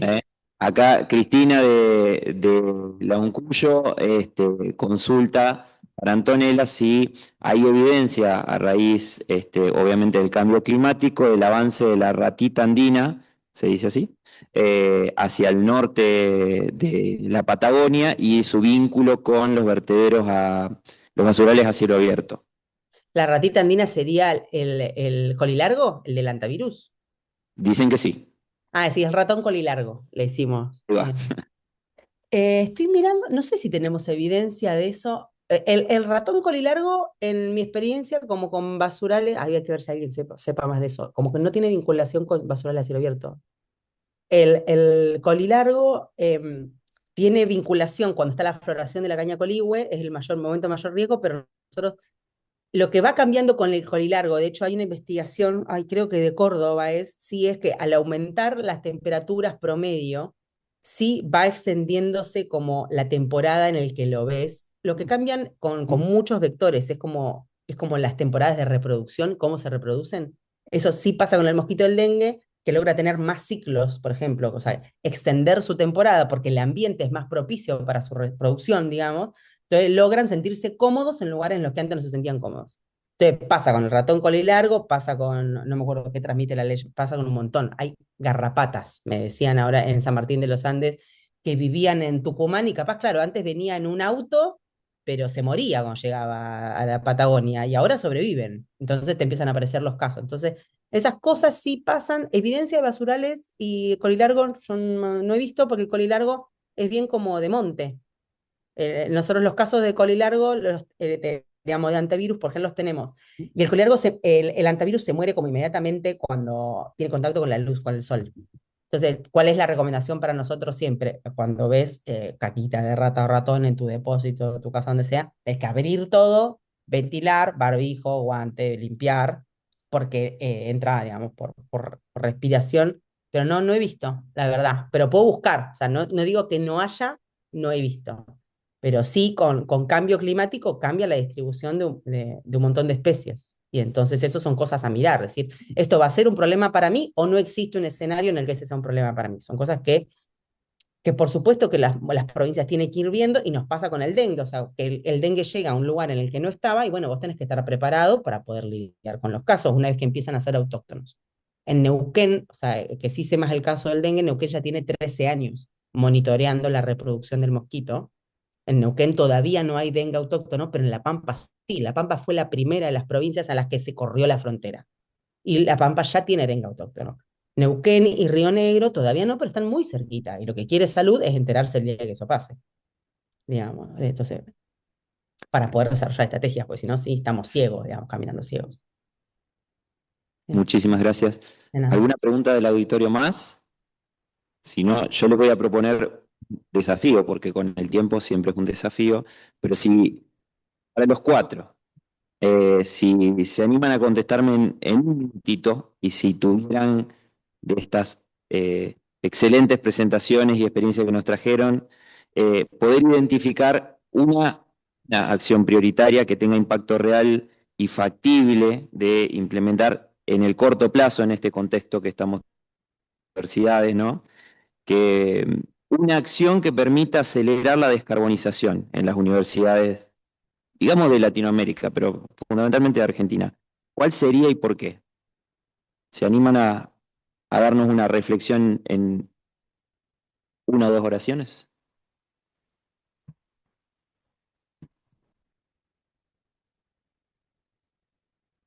Así sería Ignacio, por el dónde arrancar. Ignacio, Sí. Antonella dice que se tiene que ir, capaz ella puede arrancar.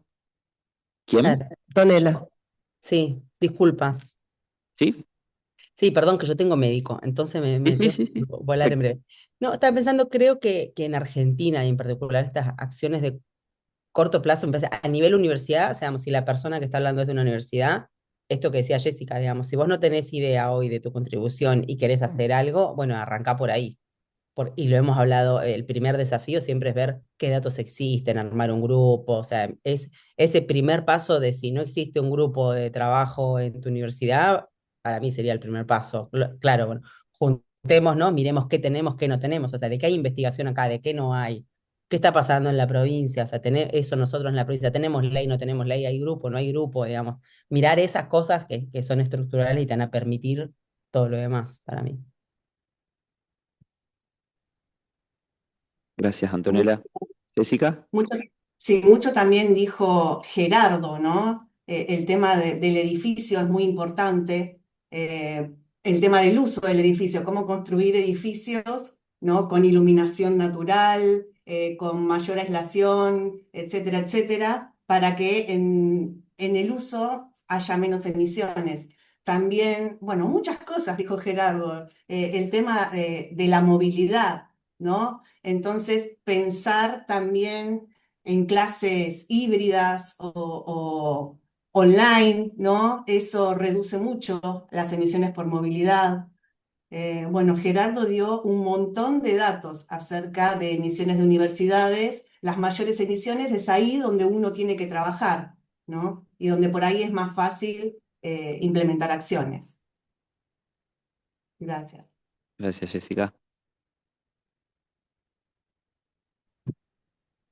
Yo más que acciones concretas para llegar al net cero, lo que quisiera decir que el rol de la universidad como disparadora de la formación de la gente para adoptar actitudes personales y diarias y cotidianas que realmente reducen de manera significativa las emisiones, creo que eso es muy importante. Me parece que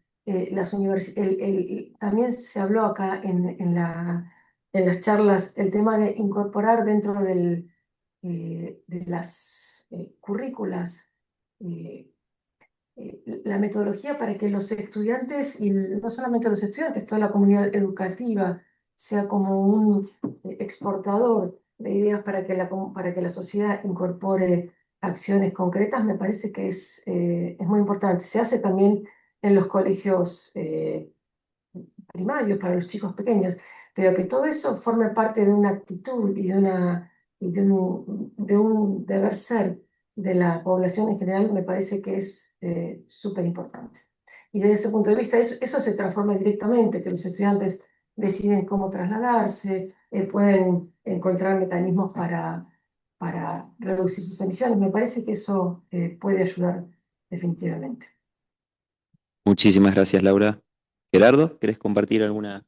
Sí, cómo no. Bueno, disculpen la caída aquí del equipamiento técnico de la cámara. Estamos de regreso. Yo plantearía un piloto y una red de comunicación de difusión de ese piloto. Por ejemplo, entre algunas universidades que puedan representar la variabilidad y diversidad de los climas y formas de uso y actividades y conformaciones de esas universidades, ponernos de acuerdo en tomar, no sé, un par de casos, aunque no sean representativos del total.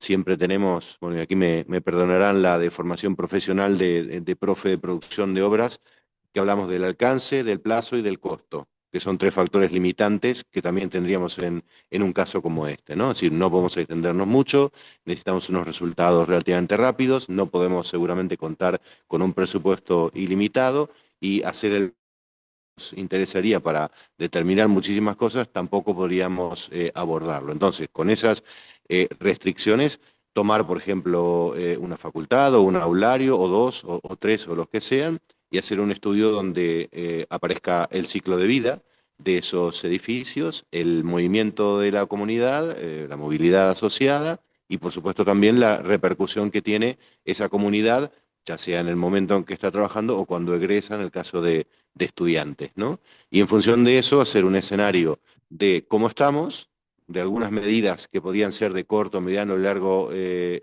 digamos, posibilidades de término, ¿no? O plazo de posibilidades de implementación, y hacer el escenario 2, es decir, en la situación mejorada, ¿cómo estaríamos? Si se puede hacer en forma práctica porque cambiamos la movilidad de alguna manera o porque cambiamos, no sé, los requerimientos de energía, emisiones asociadas del edificio, siempre teniendo algo que ha pasado muy rápidamente por delante, pero que tenemos que tener presente, que cuando hablamos de energía en los espacios hablamos de confort.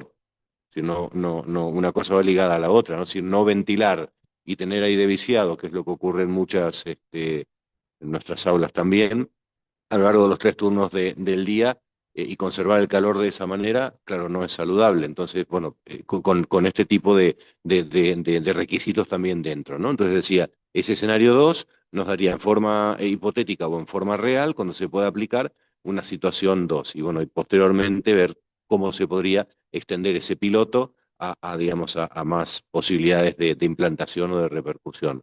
Lo que sea eso, algo que pudimos hacer a lo largo de un ciclo académico, ¿no? Un ciclo para pensarlo, un ciclo para ejecutarlo, un ciclo para difundirlo.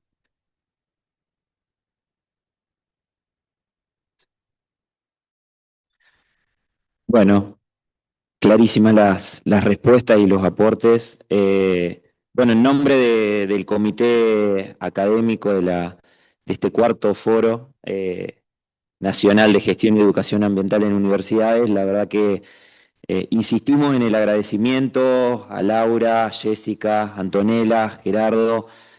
Su tiempo es más que valioso y las experiencias que compartieron, lo digo con total sinceridad, son un aporte sustancial a lo que venimos trabajando.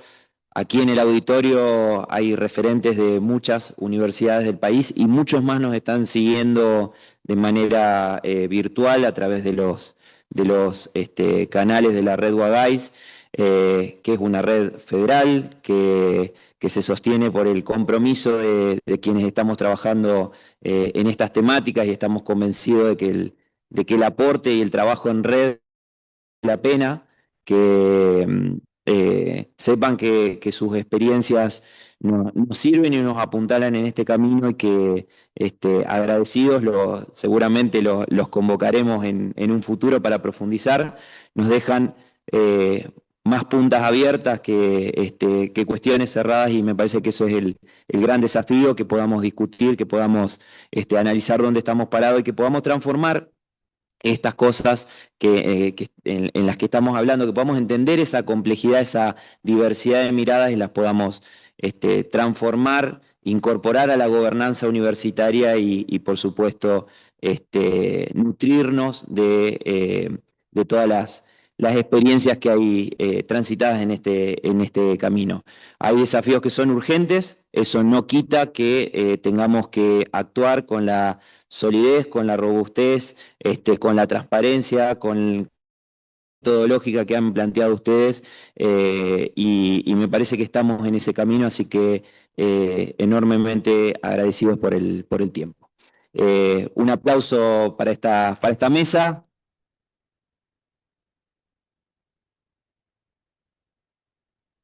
Y bueno, vamos a estar compartiendo las presentaciones que nos acercaron. Muchísimas gracias. Hola, hola, buenos días, pasar un mensaje. Ahora en el café vamos a tener una actividad de integración cultural para que se sumen, eso por un lado, y por otro lado, invitarlos también a la Feria de la Chispa, que está acá al costado, que es una actividad que forma parte, es una